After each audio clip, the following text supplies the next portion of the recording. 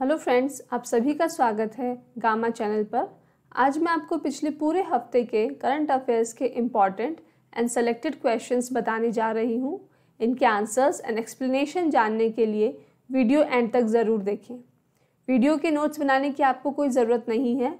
Notes आप easily हमारे Telegram channel से डाउनलोड कर सकते हैं। इनके सभी लिंक्स हमारे डिस्क्रिप्शन बॉक्स में दिए गए हैं।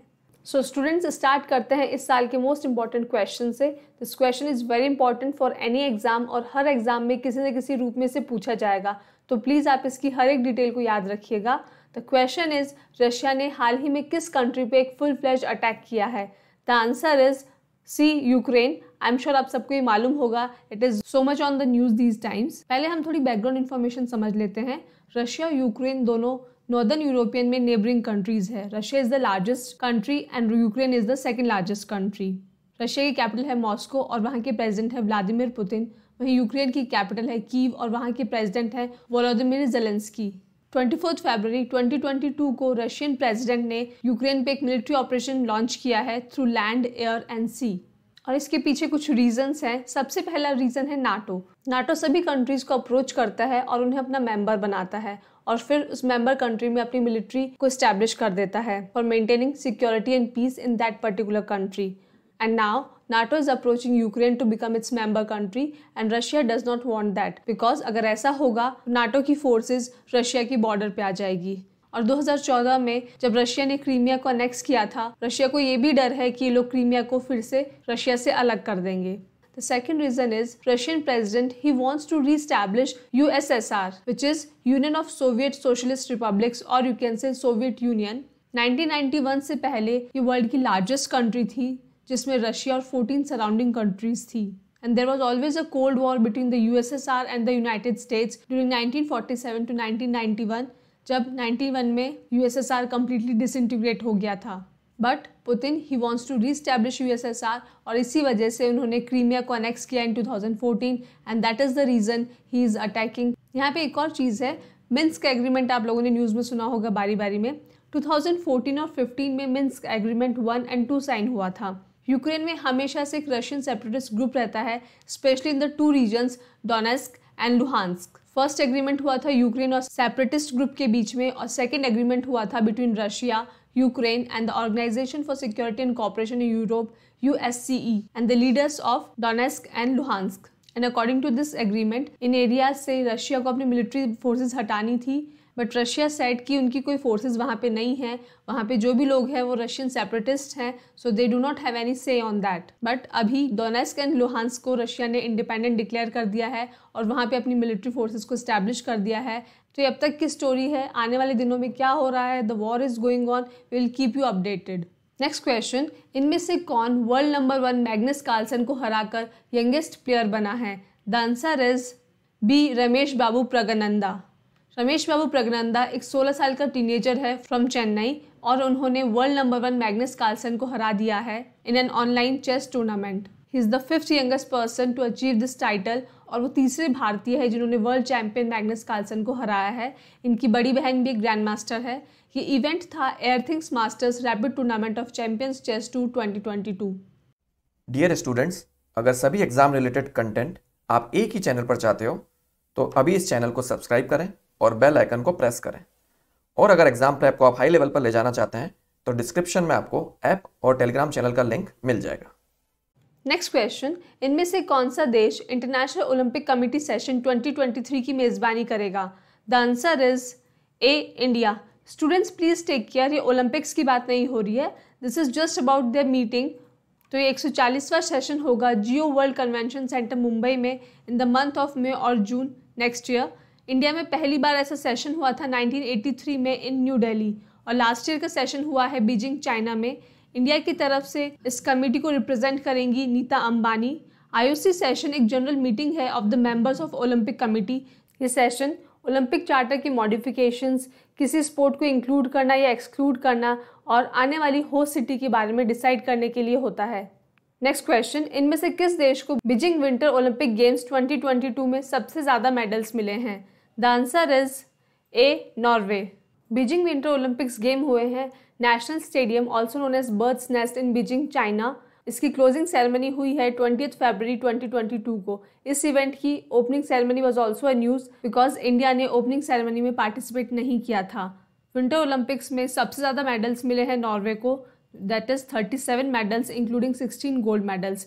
Germany finished second with 27 medals and China finished third with 15 medals. India को अभी तक किसी भी प्रकार के विंटर ओलंपिक गेम्स में कोई भी मेडल नहीं मिला है। इंडिया ने कुछ 10 या 11 बार ही इसमें पार्टिसिपेट किया है। 2022 के बाद अगले विंटर ओलंपिक्स होंगे 2026 में in Italy and the cities will be Milan and Cortina d'Ampezzo। Next question, इनमें से किसे Dada Saheb Phalke international film festival award 2022 में बेस्ट एक्ट्रेस का अवार्ड मिला है? The answer is C Kriti Sanon. यह इवेंट 20 फरवरी को मुंबई में हुआ था और इस साल इसकी थीम थी opulence of Indian cinema and it also commemorated the 75 years of India's independence और Azadi ka Amrit Mahotsav. Film of the year का अवार्ड मिला है पुष्पा द राइज को। Best film is Shershaah. Best actor award goes to Ranveer Singh for film 83 based on India winning cricket world cup for the first time and best actress award goes to Kriti Sanon for the film Mimi. Next question, इनमें से किस Maharatna company को India's most trusted public sector company का award मिला है for the year 2022? And the answer is B Coal India Limited. यह award ceremony energy meet and excellence award function में हुई थी which was organised by industry chamber ASSOCHAM in Kolkata. आप लोगों ने सुना होगा रिसेंटली इंडिया में एक बहुत बड़ा पावर क्राइसिस था, कोल सप्लाई की शॉर्टेज थी। उसी समय कोल इंडिया लिमिटेड ने कोल प्रोडक्शन एंड सप्लाई को सिग्निफिकेंटली इंक्रीज किया to meet the increase demand for coal for the power sector and that is the reason why Coal India को यह अवार्ड मिला है। कोल इंडिया लिमिटेड एक coal mining और refining corporation है। It is under the ownership of ministry of coal, government of India. इसके headquarters हैं Kolkata, waste Bengal में और ये वर्ल्ड की लार्जेस्ट कोल प्रोड्यूसिंग कंपनी है। इसके चेयरमैन एंड एमडी है प्रमोद अग्रवाल। नेक्स्ट क्वेश्चन, इनमें से किसे हिलाले पाकिस्तान, जो कि पाकिस्तान का सेकेंड हाईएस्ट सिविलियन ऑनर है, मिला है? The answer is C Bill Gates. Bill Gates को यह अवार्ड पाकिस्तान में पोलियो इरेडिकेशन में हेल्प करने के लिए मिला है। पाकिस्तान के प्राइम मिनिस्टर हैं Imran Khan. Let's talk about polio. Poliomyelitis और polio is a highly infectious viral disease जो कि 5 साल से कम उम्र के बच्चों को अफेक्ट करती है। ये पर्सन टू पर्सन ट्रांसफ़र होती है, अपने इंटेस्टाइन में मल्टीप्लाई होकर के नर्वस सिस्टम तक पहुंचती है और पूरी बॉडी या बॉडी के किसी पार्ट को पैरालाइज कर देती है। पोलियो वायरस के 3 स्ट्रेन्स होते थे, type 1, type 2 and type 3। Type 2 और टाइप 3 वर्ल्ड से कम्प्लीटली इरेडिकेट हो चुके हैं। टाइप 1 सिर्फ पाकिस्तान और अफगानिस्तान में पाया जाता है। Next question, government of India इनमें से किस इनिशिएटिव को प्रमोट करेगी to improve India's educational institutions in the health sector?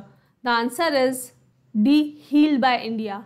Heal by India का पर्पस है इंडिया के trained professionals of the health sector को पूरे वर्ल्ड में जॉब अपॉर्चुनिटीज़ अवेल करवाना, इंडिया में हेल्थ एजुकेशन को प्रमोट करना to churn out quality human resources and help them become eligible to work anywhere in the world. Just like heal by India, एक और India का campaign है heal in India which is related to medical tourism और इसका purpose है India की medical facilities और infrastructure को प्रमोट करना और फॉरेन नेशनल्स के लिए एक स्टैंडर्डाइज ट्रीटमेंट पैकेजेस तैयार करना। इंडिया में अंडर डेवलप्ड और डेवलपिंग कंट्रीज से तो पेशेंट्स आते ही हैं for surgeries, transplant, cancer and kidney treatments and in vitro fertilization, but developed countries like US and Europe से भी पेशेंट्स आते हैं for cosmetic surgeries because they are cheaper in India. Next question, crop insurance provide करने के लिए India इनमें से कौन सी पॉलिसी लॉन्च करेगा अंडर द प्रधानमंत्री फसल बीमा योजना? द आंसर इज ए मेरी पॉलिसी मेरे हाथ। इस पॉलिसी को लॉन्च करेगा ministry of agriculture and farmers welfare और इसका पर्पस है फार्मर्स को पूरी जानकारी देना related to their policies, land records, process of claim and grievance redressal. साथ ही ये पॉलिसी फार्मर्स को फाइनेंशियल सपोर्ट भी करेंगी जिन्हें क्रॉप लॉस होता है, डैमेज होता है due to natural calamities. Next question, इनमें से किस राज्य में इंडिया की पहली biosafety level 3 mobile laboratory inaugurate होगी? यहाँ मोबाइल का मतलब सेलफोन नहीं है, mobile means movable and the answer is D Maharashtra. Union minister of state for health and family welfare Bharati Pravin Pawar ने इस लेबोरेटरी का इनॉग्रेशन किया है इन नासिक, महाराष्ट्र। इस लेबोरेटरी का पर्पस है जो ये नए नए वायरल इन्फेक्शंस आ रहे हैं उनको इन्वेस्टिगेशन करवाना by specially trained scientist from ICMR, that is Indian council of medical research. और क्योंकि ये लैब मूवेबल है तो ये किसी भी प्रकार के रिमोट एरिया, फॉरेस्ट एरिया में जा सकती है और वहाँ पे जिस भी प्रकार का वायरल आउटब्रेक हुआ है उसकी सैम्पलिंग करके वहीं उसकी इन्वेस्टिगेशन की जा सकती है। नेक्स्ट क्वेश्चन, हिमाचल प्रदेश को इनमें से किस जिले में उनका पहला बायोडाइवर्सिटी पार्क मिला है? द आंसर इज सी, मंडी। हिमाचल प्रदेश के मंडी बुला वैली में इस पार्क को सेटअप किया जाएगा under the national mission on Himalayan studies NMHS by Himachal Pradesh forest department.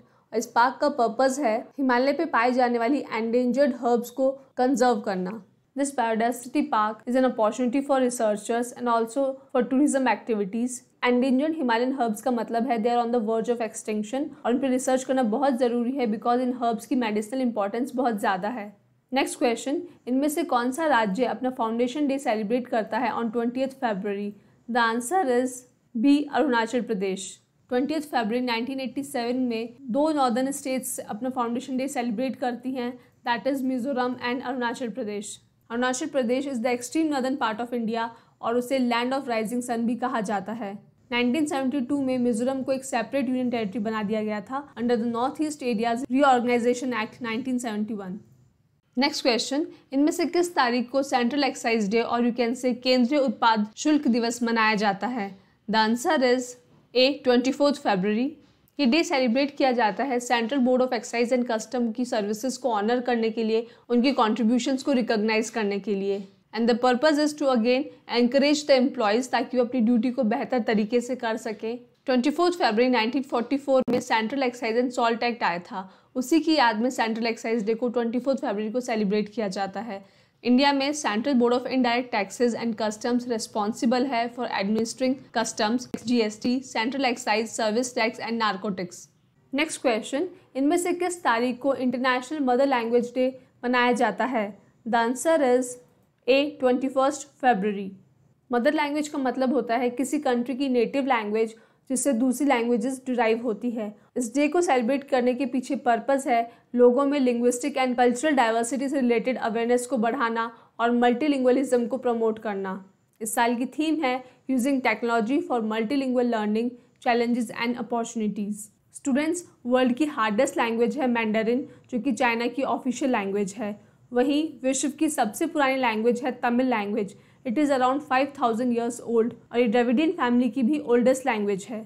Next question, इनमें से किस तारीख को वर्ल्ड थिंकिंग डे सेलिब्रेट किया जाता है?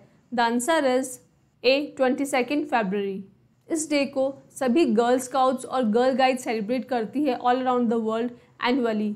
इस डे को सेलिब्रेट करने के पीछे पर्पस है अपने फेलो ब्रदर्स और सिस्टर्स के बारे में सोचना और गाइडिंग के मीनिंग और कॉन्सेप्ट को समझना। 22 फरवरी को ये डे इसलिए मनाया जाता है बिकॉज इस दिन scouting and guiding founder lord Robert Baden Powell and his wife lady Olive Baden Powell का बर्थडे था। दूसरे स्काउट्स इस डे को BP डे और फाउंडर्स डे के नाम से सेलिब्रेट करते हैं। इस साल की थीम है our world are equal future. Next question, इनमें से किस कंट्री की मिलिट्री ने माली से 9 ईयर्स के बाद अपनी मिलिट्री विड्रॉल को अनाउंस किया है? The answer is C, France. French President Emmanuel Macron and his European partners have announced that they will withdraw their military from Mali after 19 years. French and European army Mali में terrorist insurgency के against fight कर रही थी। France ने troops भेजे थे in 2013 under the socialist president François Hollande. Mali Africa की 8th largest country है and now this military operation has shifted from Mali to Niger, again in Africa. Next question, India इनमें से किस देश की आर्मी के साथ bilateral air exercise Eastern bridge 4 practice कर रही है? The answer is A, Oman. Indian air force and royal air force of Oman एक बायलैटरल एयर एक्सरसाइज कर रही है जिसका नाम है eastern bridge 4 and the dates are 21 फरवरी टू 25 फरवरी 2022 and the venue is air force station Jodhpur in Rajasthan. Oman western Asia की एक कंट्री है जिसकी कैपिटल है मस्कट। इस एक्सरसाइज का पर्पस होता है कि दोनों कंट्री की एयर फोर्सेज अपनी ऑपरेशनल कैपेबिलिटी और इंटर ऑपरेबिलिटी को एनहेंस करें। नेक्स्ट क्वेश्चन, इनमें से किस देश में इंडिया अपना पहला IIT सेटअप करने जा रहा है outside India? The answer is A, UAE, that is United Arab Emirates. Recently UAE और इंडिया ने एक ट्रेड डील साइन किया है जिसका नाम है comprehensive economic partnership agreement for strategic cooperations in all sectors and according to this deal only India UAE में IIT branch को स्टैब्लिश करेगा। इंडिया में अब तक 23 IITs है which are offering UG, PG and doctoral level programs. India की पहली IIT थी IIT Kharagpur, which was founded in 1951. Next question, इनमें से किस देश के साथ इंडिया ने एक रोड मैप साइन किया है on the blue economy and ocean governance? The answer is A, France. इस एग्रीमेंट को इंडिया के external affairs minister doctor S Jaishankar और French external affairs minister Jean Yves Le Drian ने साइन किया है. द पर्पज इज कि दोनों कंट्रीज मिल करके मरीन साइंस रिसर्च करें, उसके पोटेंशियल को एक्सप्लोर करें और बेहतर तरीके से ओशंस को समझें और इंश्योर करें कि ocean remains a global common, a space of freedom and trade based on the rule of law. Next question, प्रधानमंत्री मोदी जी ने इनमें से कौन सा इनिशिएटिव लॉन्च किया है to spray pesticides in farms across the states of India? The answer is B, Kisan drone Yatra. Kisan drone यात्रा Garuda aerospace private limited का एक इनिशिएटिव है और उन्होंने 100 किसान ड्रोन्स को लॉन्च किया है in various towns and cities across the states of India. और इन ड्रोन्स का काम है फ्रूट्स, वेजिटेबल्स एंड फ्लावर्स को मिनिमम टाइम में ट्रांसपोर्ट करना, क्रॉप का असेसमेंट करना, लैंड रिकॉर्ड्स का डिजिटाइजेशन करना, इंसेक्टिसाइड्स और न्यूट्रिएंट्स को स्प्रे करना. नेक्स्ट क्वेश्चन, इनमें से किस राज्य में south Asian athletic federation SAAF and 56th national cross country athletics championship आयोजित की जा रही है? The answer is B, Nagaland. यह इवेंट नागालैंड की कैपिटल कोहिमा में होगा ऑन 26 मार्च और नागालैंड की हिस्ट्री में ये अब तक का सबसे बड़ा इवेंट है. इस इवेंट का ऑफिशियल मैस्कॉट है अ जॉयस हैप्पी रनिंग हॉर्नबिल, जो कि एक प्रकार का पक्षी है. इस मैस्कॉट का दूसरा नाम है अकीम जी. This word is from Sumi dialect of Naga tribe और ये वहाँ के यूथ के एम्बिशन को शो करता है. नेक्स्ट क्वेश्चन, इनमें से किस स्टेट ने इंडिया का पहला night navigation mobile app in rivers launch किया है? The answer is C, Assam.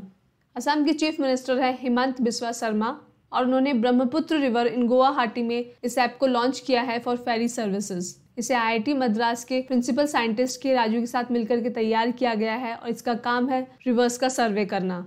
Next question, Reliance Jio Infocomm Limited इनमें से किस कंट्री में the next generation multi terabit India Asia express IAX under sea cable system launch करने जा रहा है?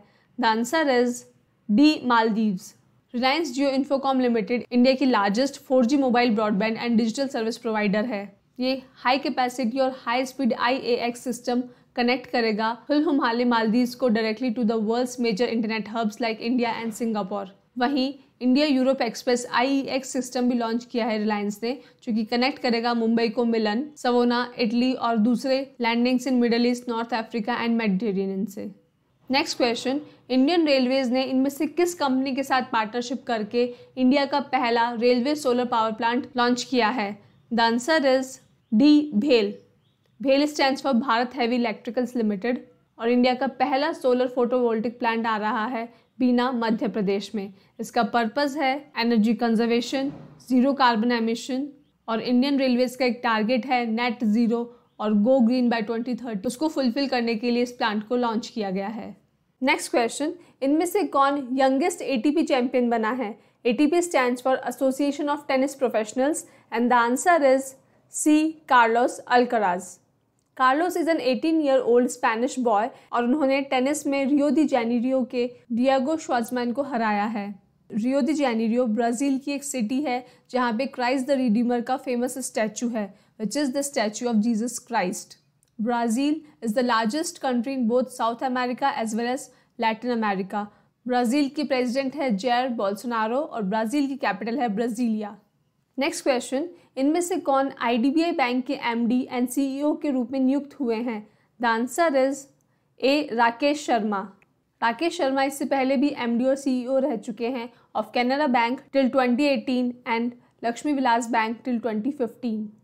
IDBI बैंक लिमिटेड, IDBI और IDBI फिलहाल एक इंडियन प्राइवेट सेक्टर बैंक है और LIC की सब्सिडरी है, बट इसकी स्थापना हुई थी 1964 में as industrial development bank of India, जिसका काम था इंडस्ट्रियल सेक्टर की फाइनेंसिंग करना as a development finance institution. But 2005 में इसे प्राइवेट बैंक में कन्वर्ट कर दिया गया था. इसके हेडक्वार्टर्स हैं मुंबई में. नेक्स्ट क्वेश्चन, इनमें से किस शहर में IBI साइबर सिक्योरिटी हब को लॉन्च करेगा to address the concern of its clients across the Asia Pacific region? The answer is B, Bengaluru. Talking about IBM stands for International Business Machine.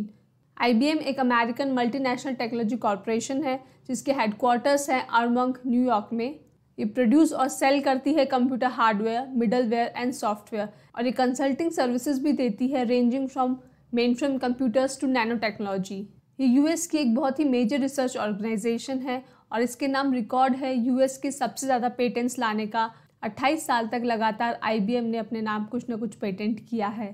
IBM की global analysis report 2022 के according Asia is the top most targeted region for cyber attacks, कि world में से 26% cyber attacks सिर्फ और सिर्फ Asia region में होता है। And this is the reason why IBM को एशिया में एक साइबर सिक्योरिटी हब बनाना था और उन्होंने बेंगलुरु को चूज किया फॉर दिस हब। इस हब के थ्रू वो सभी लोगों को साइबर सिक्योरिटी के बारे में ट्रेनिंग देंगे through realistic and simulated cyber attacks.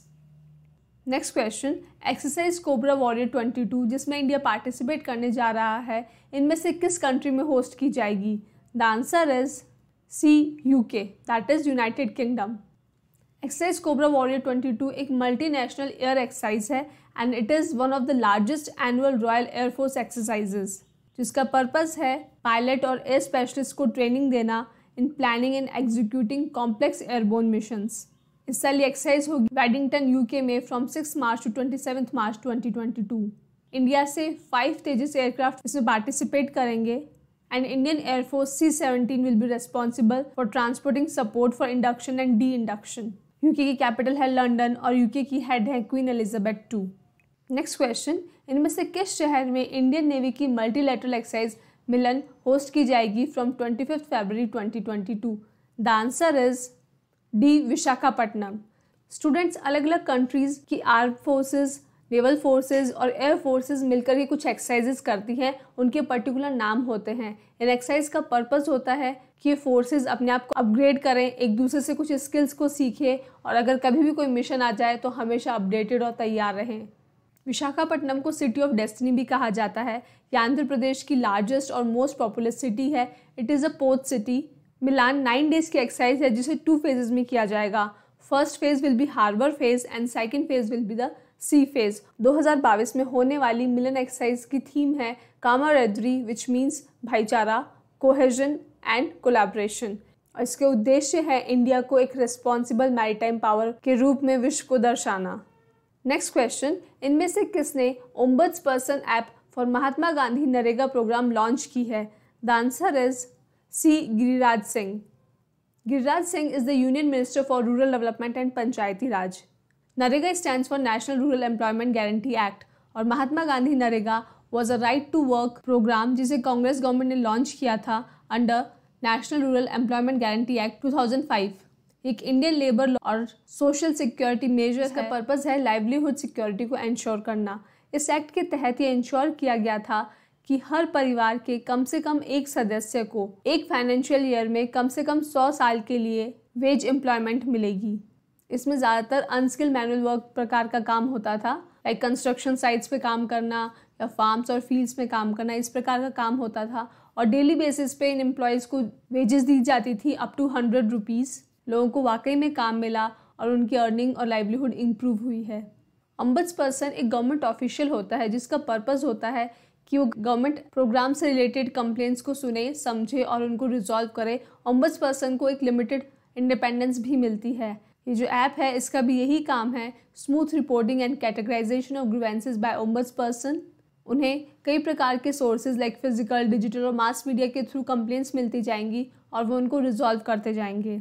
और जैसे कि इसका नाम है, यहाँ पे सिर्फ नरेगा से रिलेटेड कंप्लेंट्स को सुना जाएगा और रिजॉल्व किया जाएगा। Let's see the last question of the week. इनमें से कौन सा पेमेंट बैंक अब ऑफिशियली एक्वायरिंग पार्टनर है for e RUPI vouchers? The answer is A, Paytm payment bank. E RUPI government of India का इनिशिएटिव है और एक कैशलेस प्रीपेड वाउचर है। जिन लोगों के पास स्मार्टफोन होते हैं, इंटरनेट कनेक्शंस होते हैं, they can use all these apps like Paytm, भीम, रुपे एट्सेट्रा। बट जिन लोगों के पास बेसिक फ़ोन है उन्हें भी डिजिटल पेमेंट आना चाहिए और उसके लिए गवर्नमेंट ने ई-रूपी को लॉन्च किया है। उनके पास एक SMS और QR कोड होता है और इनको स्कैन करके डायरेक्टली पेमेंट किया जाता है और लिया जाता है। तो इससे उन लोगों के पास जिनके पास स्मार्टफोन्स नहीं है उनको भी डिजिटल बैंकिंग से जोड़ा जाएगा। That is the end students. अगर आपको वीडियो पसंद आए तो लाइक एंड शेयर ज़रूर कीजिएगा। Keep revising, keep learning. Thank you. तो दोस्तों, अगर आप चाहते हो कि ऐसा ही क्वालिटी कंटेंट आपको मिलता रहे जो हेल्प करे आपको आपकी एग्ज़ाम प्रेप में, तो सर्कल में जो गामा का लोगो दिख रहा है उसको क्लिक करें और चैनल को सब्सक्राइब करें। Thank you.